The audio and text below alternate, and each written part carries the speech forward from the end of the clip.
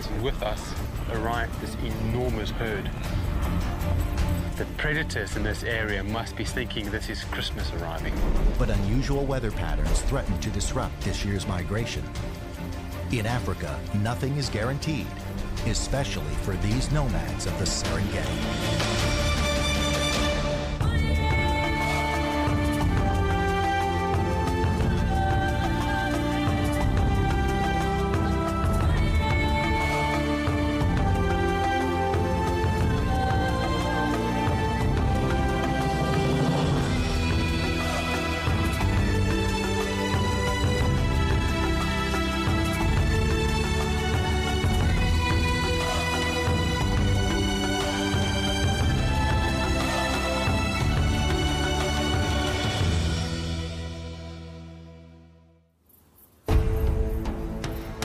It's one of the last great wildlife habitats on Earth.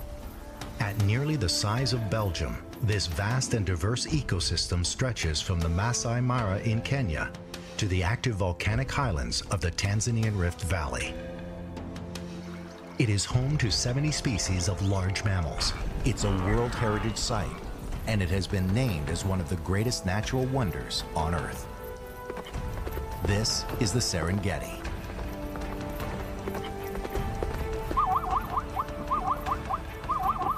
The name Serengeti comes from the Maasai language. It means endless plains.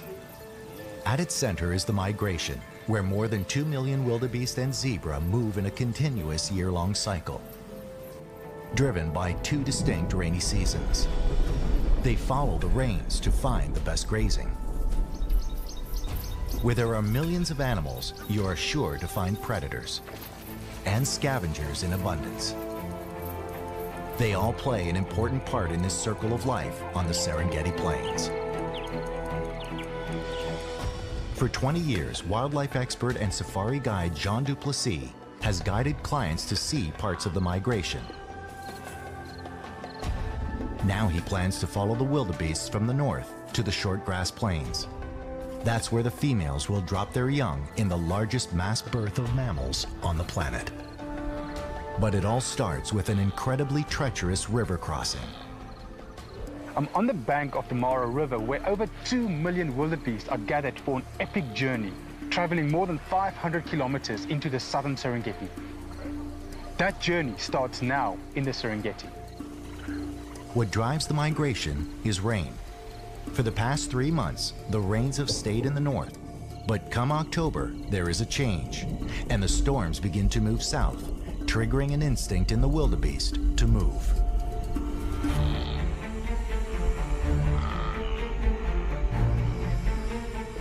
Their first major obstacle is to cross the treacherous Mara River. And this morning, Jean is in the middle of the action. I'm following a group of wildebeest. This group has now grown and it's constantly getting bigger. Off to my right are still streams of wildebeest coming out of the hills. Last night there was a huge amount of rain in this area, and that's those thunder showers that's now pulling down these wildebeest onto the riverbank. This journey is their destiny, but it is fraught with dangers. About 250,000 wildebeest will die over the next year of natural causes like thirst, hunger, or exhaustion. And many more will die at the hands of predators, such as lions or crocodiles, that wait along the route. They approach the river crossing with caution. They sense the lurking dangers.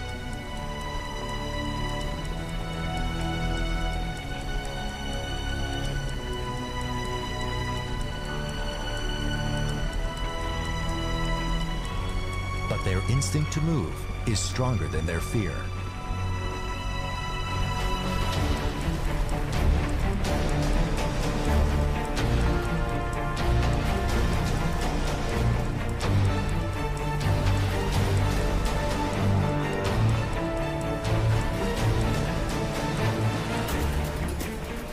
Soon it becomes a mad rush. Now there are thousands jumping in. There are over 2 million wildebeest and zebra. It will take several weeks at many different crossing points before they have passed. The Mara's crocodiles hope to get in one last feed.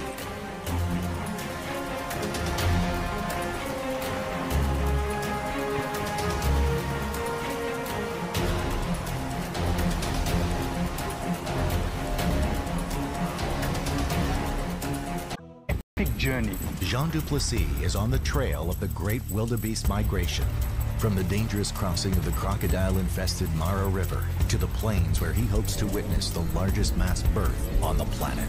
Just arrived on the short grass plains, and with us arrived this enormous herd. The predators in this area must be thinking this is Christmas arriving.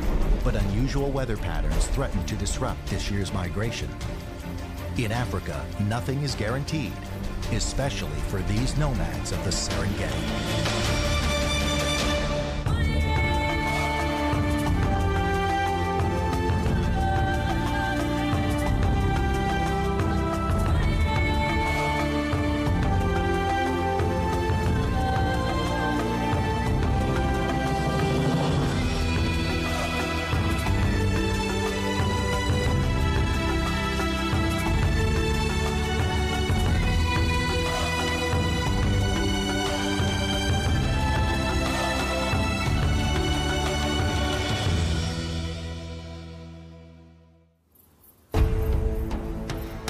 It's one of the last great wildlife habitats on Earth. At nearly the size of Belgium, this vast and diverse ecosystem stretches from the Masai Mara in Kenya to the active volcanic highlands of the Tanzanian Rift Valley. It is home to 70 species of large mammals. It's a World Heritage Site, and it has been named as one of the greatest natural wonders on Earth. This is the Serengeti.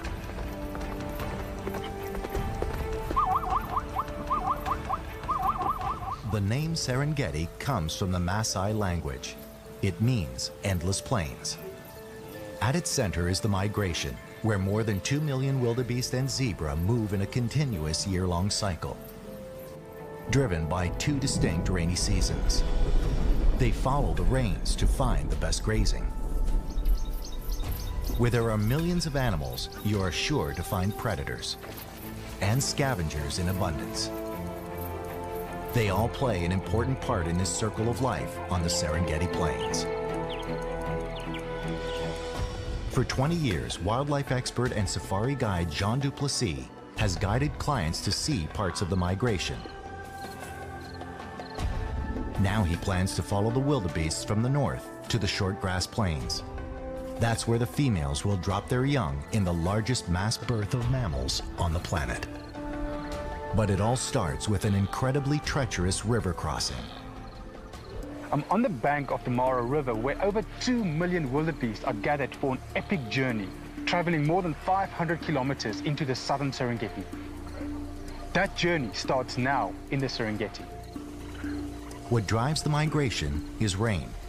For the past 3 months, the rains have stayed in the north. But come October, there is a change, and the storms begin to move south, triggering an instinct in the wildebeest to move.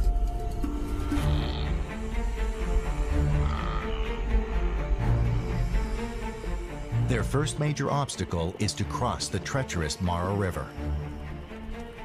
And this morning, Jean is in the middle of the action. I'm following a group of wildebeest. This group has now grown and it's constantly getting bigger. Off to my right are still streams of wildebeest coming out of the hills. Last night there was a huge amount of rain in this area, and that's those thunder showers that's now pulling down these wildebeest onto the riverbank. This journey is their destiny, but it is fraught with dangers. About 250,000 wildebeest will die over the next year of natural causes like thirst, hunger, or exhaustion. And many more will die at the hands of predators, such as lions or crocodiles, that wait along the route. They approach the river crossing with caution. They sense the lurking dangers.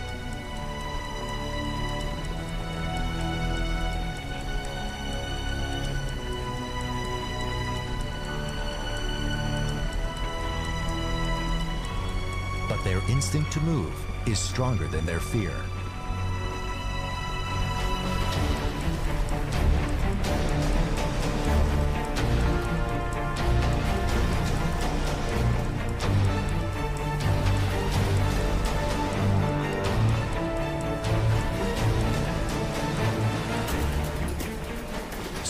becomes a mad rush.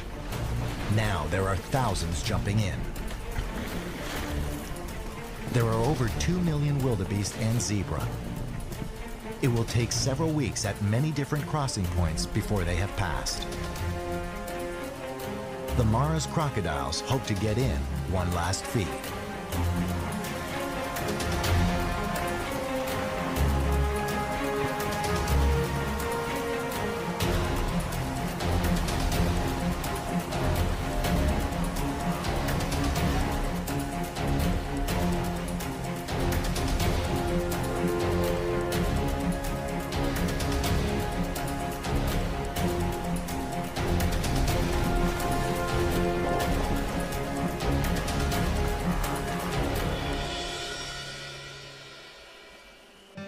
This was amazing.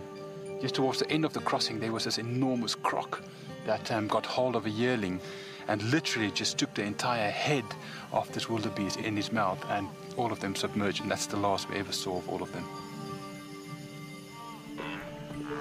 The wildebeest migrate between two grassland areas, the Masai Mara in the north where they mate, and the short grass plains in the south where they give birth. They will be congregating on each grassland for approximately 3 months before the rains shift, and they begin to migrate out. The Tanzanian side of the Masai Mara is called the Lamai Wedge, and it's unique because it has unusually high numbers of predators in the area. In the open grasslands, Jean will have an easier time spotting them. To get there, Jean will have to brave the river too, but there's a problem. The bridge is flooded. Just a few days earlier, a vehicle tried to cross but got caught in the strong currents and plunged into the crocodile-infested waters, stranding 5 men. Despite the danger, Jean decides to go anyway. If he waits, the area could clear out of wildebeest, and he will miss his best chance to see the lions in action. Crossing the bridge is nerve-wracking. The trick is not to look down. If he does, he could begin to drift.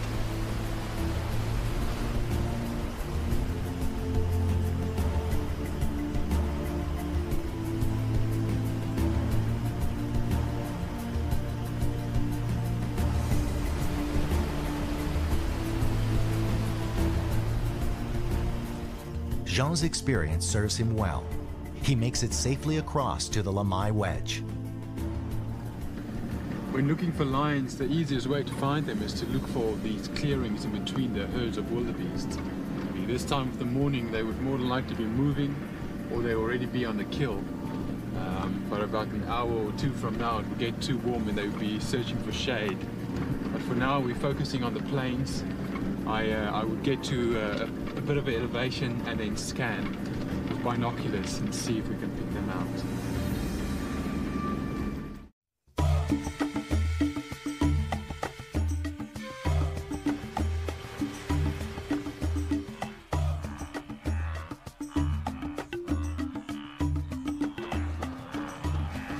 It's October, and the herds are in the midst of dealing with their first and biggest obstacle, crossing the Mara River, where slippery rocks, rough currents, and crocodiles are some of the deadly obstacles that will claim thousands of the animals. The wildebeest that make it across will continue south and to the next phase of the journey, the largest mass birthing grounds on the planet.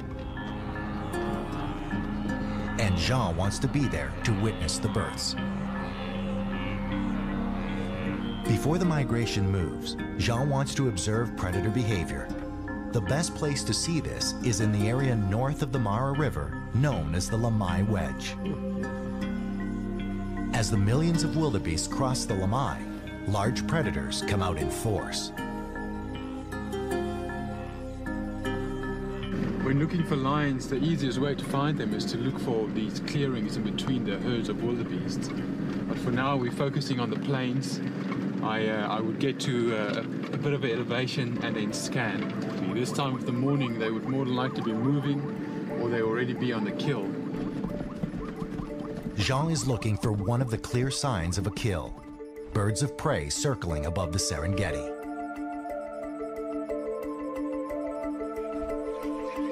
We're coming up on some vultures that's sitting on a carcass of something, obviously more than likely a wildebeest. It looks quite fresh. Yeah, it's a wildebeest that's been killed, and it doesn't look like hyenas. It's more than likely lions that had their fill, and as the sun rose, the vultures would pick up these kills, and they came to completely clean it off and eat every small piece of meat.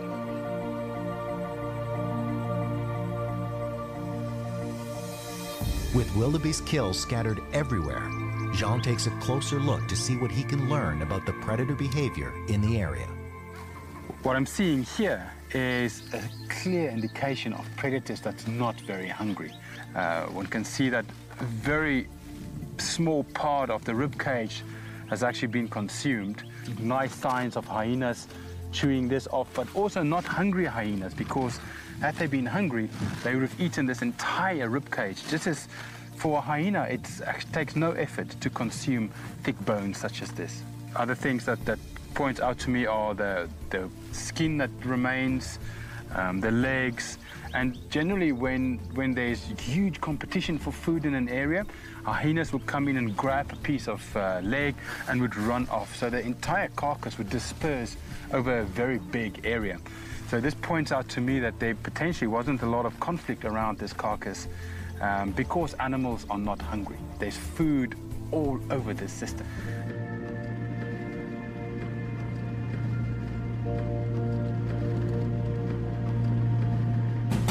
I've got some hyenas in a kill here. It's a fresh kill. They all kind of feeding quite ferociously. There's about 5, 6 of them, and a lot of them are still kind of pups. What's very interesting is there's a silverback jackal that's constantly darting in and trying to take a bite, but these hyenas are having none of that, and they tend to kind of chase him off. But a little bit away, it seems where the actual kill happened, there's some skin and pieces of meat lying around. There's a big group of vultures there, and the jackal is also focusing. There he's coming in now. Yeah, he's getting his head right between the legs of the hyenas. It's an extremely brave act for something so small, because it will just take one bite of a hyena to kill him. They tolerate him up to a certain point, and then there's this half-hearted attempt of chasing him away, and he would just kind of scatter away a couple of meters and then come back immediately again. And there was one incident where he grabbed a big piece of skin, and I think that was enough for the hyenas, and then they chased him around the bush a couple of times. Interesting, these hyenas will consume most of that carcass. They've got incredibly powerful jaws, huge carnassial teeth, where when lions would feed on the kill, they would not eat the bones as much as hyenas would do that, and most of the rib cage is already gone. There's so much food around. They are fat, very, very well fed, and they must eat once or twice a day, and it's easy for a hyena to go 3 or 4 days. This is definitely not out of hunger. It's purely out of greed. Not all the predators are hunting wildebeest. Jean comes across another resident of the Lamai Wedge, a smaller species of the cat family. There's a serval cat here. You can see it moving over there now. It's very, very well camouflaged, but you can just see its back moving through the tall grass. Here I came around a corner, and there's a open clearing in between all of these wildebeest that indicated for me that there's a predator around.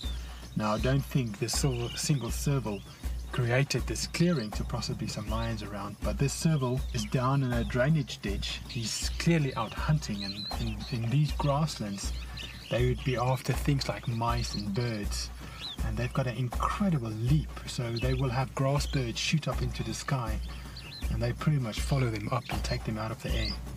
Jean pushes on. He's working his way up through the plains along the boundary of the resident pride's territory. There's a lioness in a rocky outcrop in front of me.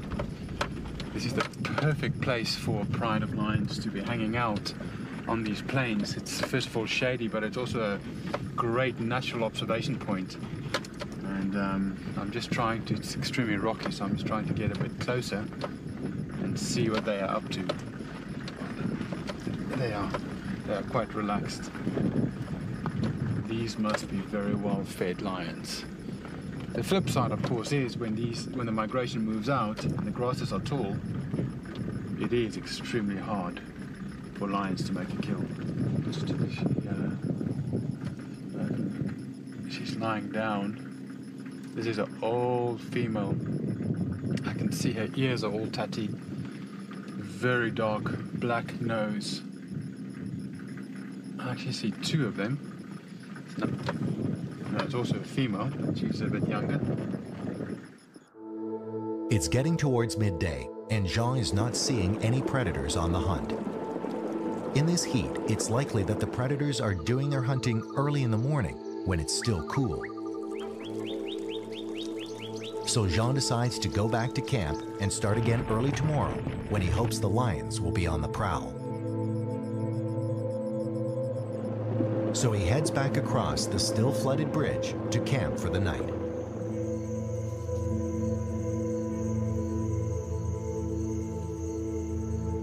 The following morning, he starts out at sunrise. Within minutes, he gets lucky. A pride of lions has made a kill. These guys are our resident pride. They're living fairly close to camp. And they must be the most fortunate lions in the Serengeti at the moment, having their entire migration moving through.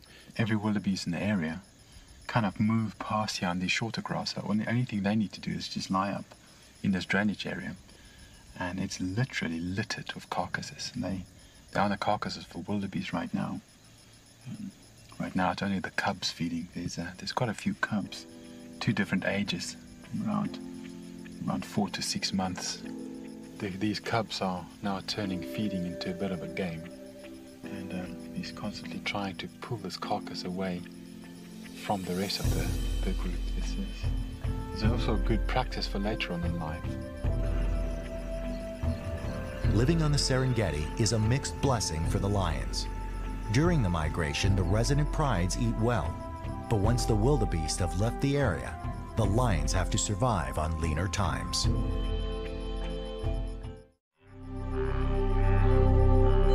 The never-ending cycle of the wildebeest migration on the Serengeti is a story of instinct and survival. Wildlife expert and safari guide Jean du Plessis has been watching the most spectacular part of the journey, the mass crossing of the Mara River. As deadly as predators are, the river poses a greater danger to the wildebeest. Its fast-flowing currents can sweep a wildebeest downstream, or if the herds choose a bad crossing point, hundreds of the animals can die. Jean is with a herd in trouble.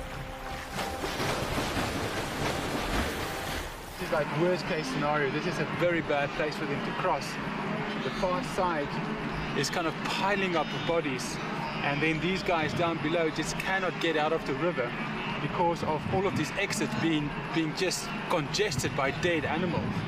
You know, as far as one look down the river, there's just bodies drifting all the way down, and that's going to get trapped down in the rapids a bit lower down. And there's still hundreds of thousands of wildebeest coming in behind me, waiting to cross here. And for the young and adolescent wildebeest in the herd, crossing the Mara is especially dangerous. For an adult wildebeest, it's one thing to cross a high, fast-flowing river like this, but it's a massive challenge for the younger ones. In February, March this year, a lot of new wildebeest were born, so they made the journey up into the Masai Mara, and they crossed a much lower river. So they went into the Mara, and now suddenly they're coming back facing these massive currents, and that's a huge challenge for an animal that's not even a year old yet. The majority of the carcasses that I can see here are actually yearlings of these young ones that just could not get through this deeper river. Also, by the time that a wildebeest calf reach about this stage, they've more than likely separated from their mothers. So they form these little groups or herds of calves. And a lot of times you'll have a yearling herd that would cross by themselves. And that can be catastrophic for an entire herd of that, like that, if they hit a river. that is flowing as fast and deep as this right now. And you can see there's like hundreds of vultures and storks that's kind of sitting on top of this island and is now eating these dead animals. These vultures are the cleanup crews of the Serengeti, and without them it would really just be a mess of rotting bodies. Big groups of vultures like this can consume thousands of kilograms of meat in one day, so they form a crucial part in the cleaning up of the Serengeti. It is very difficult for vultures to actually tear up the skin of these tough wildebeest, so they have to wait for the bodies to partly decompose.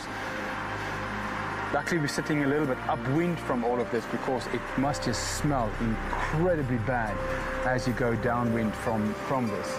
The crossing was catastrophic for this group. But what is bad for one species is good for another. Although scavengers like vultures sometimes get a bad rap, the work they do is of vital importance to the Serengeti.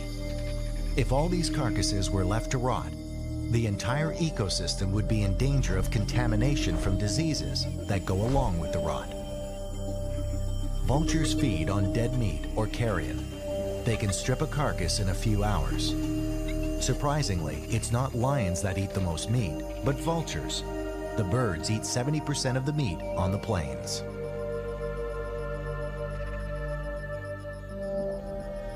There are 5 different kinds of vultures on the Serengeti. These are the Ruppel's griffon vultures, identified by white streaked feathers and yellow beaks. These vultures don't make their nests in trees. They lay their eggs on cliffs.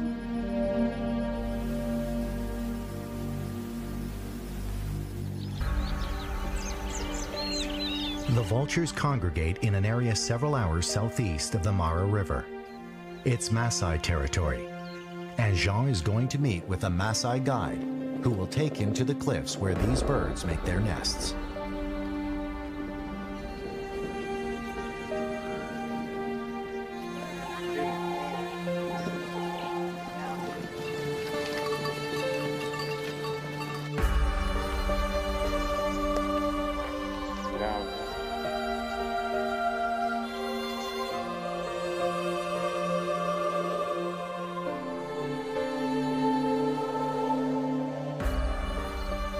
This gorge is called Okarian Gorge, and this is one of very few breeding sites for these Ruppel's griffon vultures.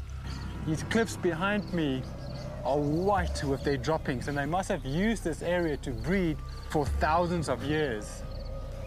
And it's the ideal nesting site for them because it's not entirely flat cliffs. There's hundreds of these little ledges that makes the perfect nesting site, and a nest really isn't much more than a couple of rough sticks thrown into a heap, and that's where the female will lay her eggs. This couple will pair up for the breeding season and form a monogamous pair, and together they would raise the chicks. What's quite amazing about these vultures are that they need to make daily excursions into the Serengeti plains to feed, and at the moment when the migration is down here in the shortgrass plains, it might only be about 50 kilometers, but as the migration moves northwards later on in the year, it can be hundreds and hundreds of kilometers in a return journey for them to go feed and come back to their chicks. It's interesting how they handle these huge journeys. It's not like they fly there and flap their wings. They would shoot up immediately from here into a high thermal. All around this gorge is extremely hot, so very effective thermals, taking them thousands of feet up into the sky, and they basically just glide down into the area the migration would be that time of year. These vultures are the highest flying birds in the world. They soar at an altitude as high as a jumbo jet.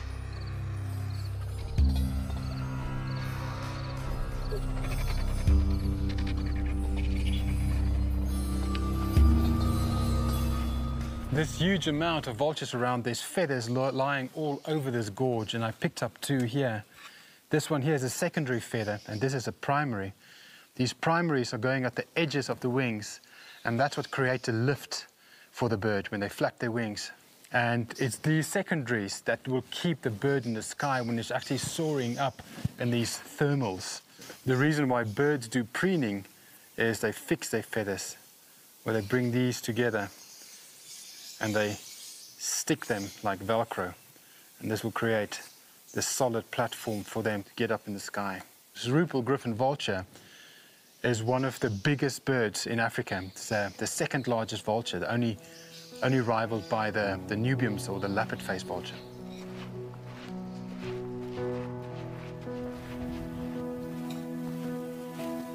This is now where the gorge narrows, and when there's flash floods, this must be pretty deep.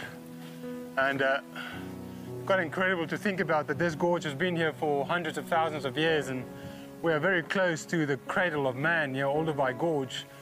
So some form of hominid must have been walking through here, you know, getting water in the dry season, probably for the last 100,000 years.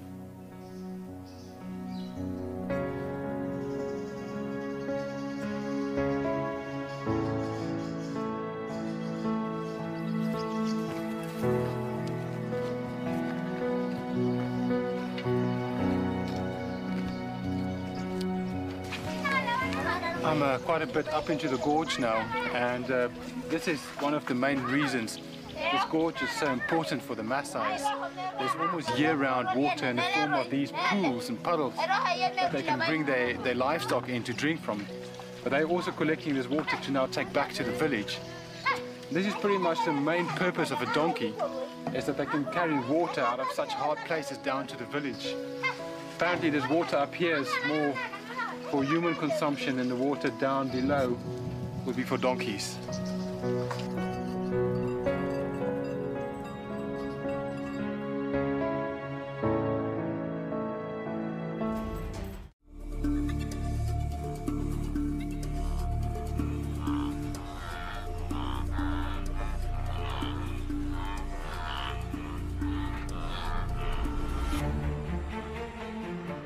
It's now been 3 months since the herds finished the most dangerous part of the trip, the crossing of the Mara River.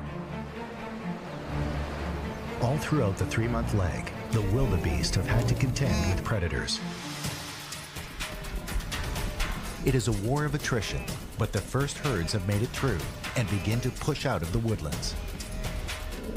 The wildebeest are now heading to the southern shortgrass plains, where perhaps the most important event of the annual migration takes place.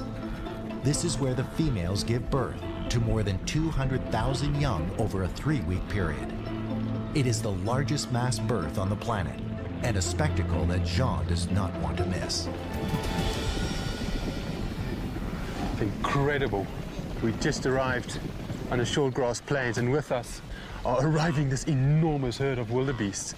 And they're all funneling through this gully right now, and the other side of the plain must be tens of thousands of wildebeest.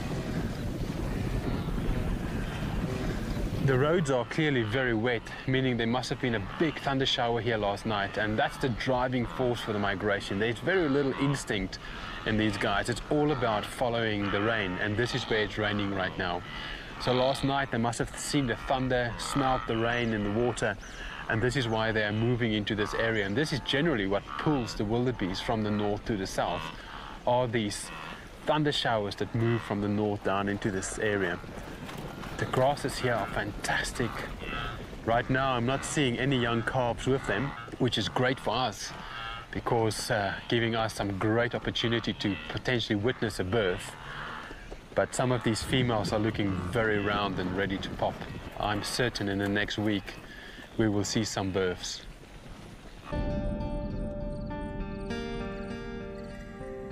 Now, just being on the shortgrass plains does not guarantee Jean will be able to stay with the herds. There are millions of wildebeests, but they can move fast. The entire wildebeest herd can completely vacate an area overnight. There are some parts of the park that are off limits to tourists, including Jean. If the wildebeest go into one of these areas, Jean would miss the entire calving season.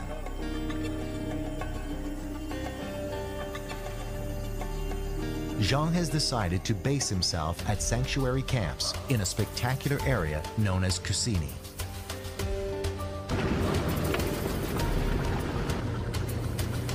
From the camp, he'll have the perfect vantage point to keep his eye on the migration. Its central location should keep Jean in striking distance when they begin dropping their young. But even the best thought-out plans are subject to approval by Mother Nature. Today, things are not looking good for Jean. A massive storm is rolling in, fueled by a tropical storm off Tanzania's coast.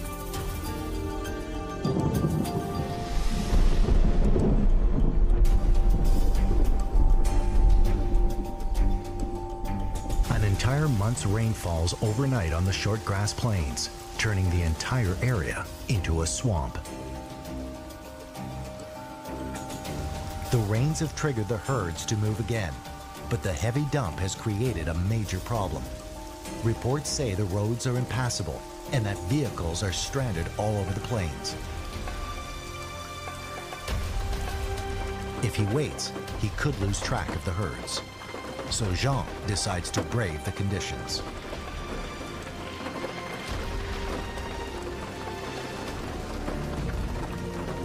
He realizes quickly this is going to be a tough day.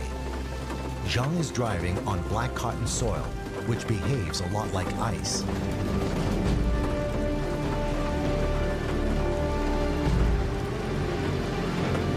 Trick is to keep the car moving.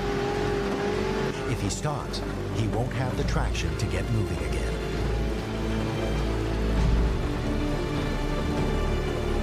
There we go. There we go. Yeah. Fire!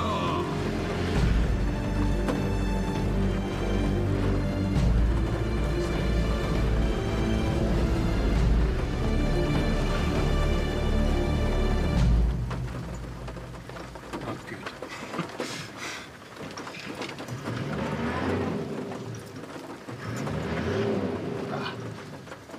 Not good at all.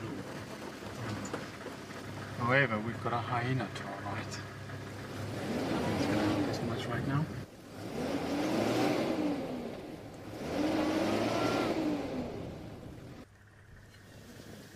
Next thing is to try and dig out these pockets so we can make ourselves a little bit of a runway to get out. Ideally, it'd be nice to find some wood to now put in front of the tires, and we just need to get moving again and get that momentum. Jean has to dig out each tire. He lines the ruts with grass, hoping it will give him enough traction to get back on the road. And I think we'll just stick with the motto of momentum. I'll probably get stuck down the road track. Days away from the most important event in their yearly migration, where the wildebeest females give birth to 200,000 young over a 2 to 3 week period. It is the largest mass birth on the planet. A massive rainstorm swept through the area, flooding the short grass plains. With the rain, the wildebeests have moved out. Jean is in an area called Moru Koppies, where he hopes to see the mass births. While he waits for the advancing herds to arrive, he has time to explore the area's unique geology. This area is known as Moru Koppies, and the word koppie is really a Dutch word that refers to these rocky outcrops. That's such a prominent feature all around us. What it really is a fault line in the rift. Now, as the rift was splitting apart, you had all this magma pushing through, trying to get to the surface, but actually solidifying quite deep under the ground, cooling down quite slowly, making these incredible boulders. And now, many years later on, you have the surface eroding away and starting to expose the top of these intrusive igneous rocks. And it makes very nice refuge for things like lions. Moru is home to an unusually high number of lion prides. And in no time, he finds the resident pride, which is headed by 2 dominant males. This pride of lions have 4 young cubs that's about 2 to 3 months old. Right until now, it's been extremely quiet here in terms of prey, so it must have been hard going for this pride to even get these cubs to be 2 months old. Soon it's going to be like a massive party on their doorsteps all the time with these millions of wildebeest pushing into these plains. In spite of the king of the beast reputation, territories are actually controlled by the females. They're the ones who create the social structure, raise the cubs, and do most of the hunting. Prides have as many as 5 or 6 females and their cubs. This is possibly the best time for lions to have cubs here in the southern Serengeti. All around the southern plains are drying out, and here in Morucopis are the last areas with green grass. And about in a week's time, you'll have all these herds of wildebeest pushing into Morucopi, making it extremely easy for these lions to kill something and have a constant source of food. While the territory is controlled by the females, the prides are controlled by the males.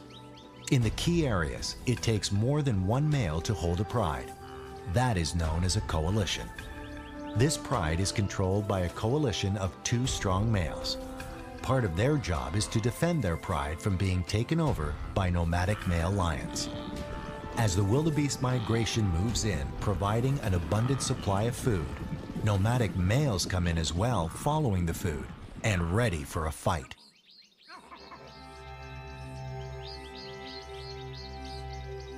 Males are forced out when they're about 2 years old.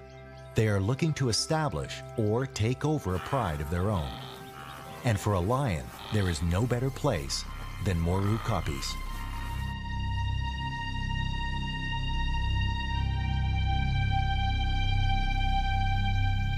The following morning, Jean is out early and immediately finds a serious threat to the resident pride. I just came across 3 nomadic male lions. They seem to be about 3 years of age. They've got a scruffy, smallish mane, but they are huge in body. And they obviously made a kill last night, and this guy carrying his dinner. It's a wildebeest. No, it's a young zebra. Yeah, it's a small zebra.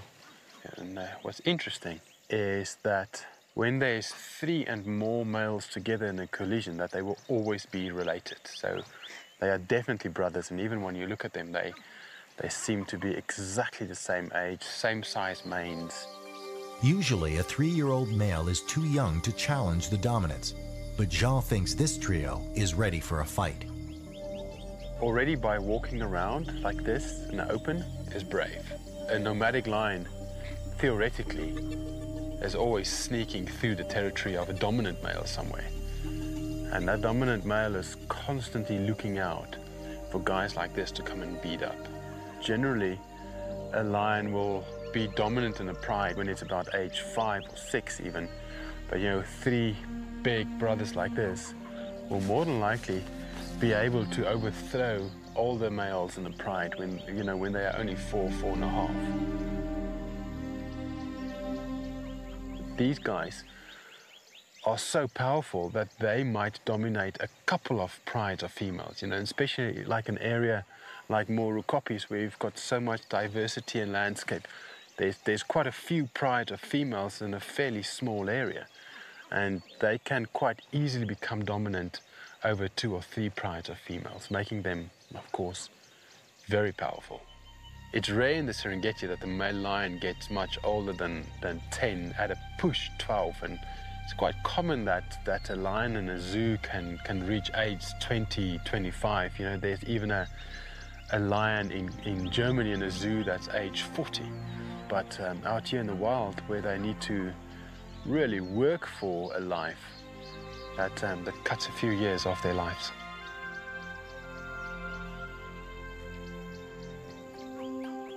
When a new male takes over the pride, he kills all the cubs to make room for his own. With these cubs already a few months old, the females are counting on the 2 males for the survival of the pride. If the 3 males challenge, it will be a long night in Morucopis.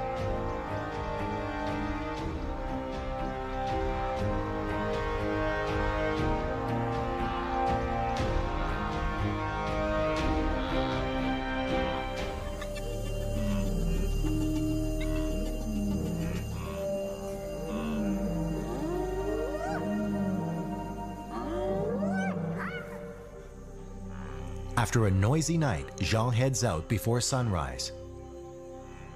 He's greeted by an incredible sight.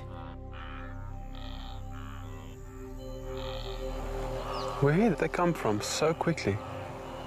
I'm out here on the short grass plains, and overnight, hundreds of thousands of wildebeest just appeared. Yesterday there was very little around, and today suddenly they're everywhere. I mean, as far as I can see, it just looks like pepper. There's hundreds of thousands even. This is good news for Jean. For a while, it looked like the wildebeest herds were heading towards protected land that is off limits. It would mean that he would not be able to witness the mass births.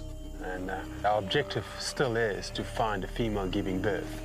Right now, there's no calves around, which is a very good sign for us, because once the calving starts, it's a very rapid process, and these females will all be dropping their calves to I guess, flood the market. There would just be too many calves for predators to take advantage of. Jean is not the only one out cruising the herds. He finds the dominant male lions, but by the looks of them, there was an epic battle during the night. They are both beaten up quite badly. The one had a real messed up eye, and the other one had quite a bad limp. They may look badly injured, and they've lost a lot of fur around their manes, but they seem to have won the fight against the nomadic males. If a dominant male will get injured in a fight, you know, he's extremely fortunate to be dominant inside a pride, because these females will continue to hunt and he can benefit from their efforts and the food that they catch. There's 5 lionesses walking through the herd. There's this kind of classic lion hunting behavior in the migration, as they are looking for anything that might be injured that's just easy pickings, and it's almost like, why expel any energy if you don't have to? We're in the calving season, and generally female wildebeest will give birth before 10 o'clock in the morning, and obviously when that baby is born, it's very, very vulnerable. So these lions are kind of fanned out. I'm certain they're either looking for a female giving birth or a young one that was just born.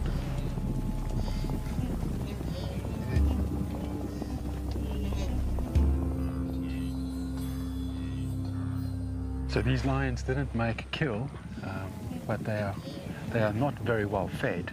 So they will definitely have to hunt within the next 12 hours, probably later this afternoon when it cools down again. And I suspect now they're heading into one of these koppies where the wildebeest will also need to drink during the day, and they're probably going to lie up there and hope for a better chance later. Wildlife expert Jean du Plessis has been following the great wildebeest migration since October, when the 2 million animals made their deadly and dangerous crossing of the Mara River, where thousands died.